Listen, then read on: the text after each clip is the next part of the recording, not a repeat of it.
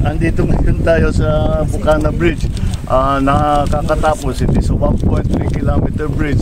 Kasama ito sa buong bypass na ginagawa around the Davao City. At ito'y sinasabi, ang estimate natin na ang biyahe na dati halos 2 oras ay mababawasan, magiging mga 25 minutes, 20 minutes na lang. Kaya malaking ginhawa, lalong-lalo na ay ngayon na magpapasko tayo. Alam naman natin nangyayari sa traffic. Kaya ito ay magagamit. We will open the bridge on the 15th. December 15 gagawin na. Matatapos yung buong bypass by December 2027. So tuloy, tapos na lahat ito all the way.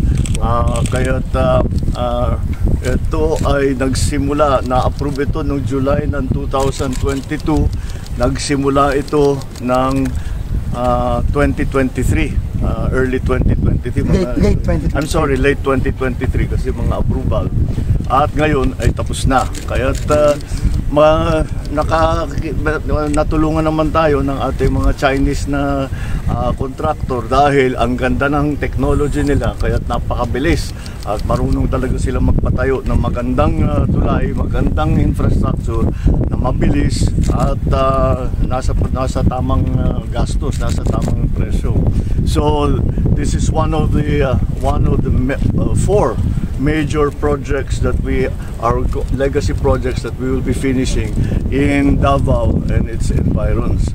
So nakatapos na tayo, marami na tayong nabuksan na section dito, and this will be now another major part of this bypass road. So I'm congratulating the DPWH for their good attention to this matter, and lahat ng nagtrabaho rito, congratulations.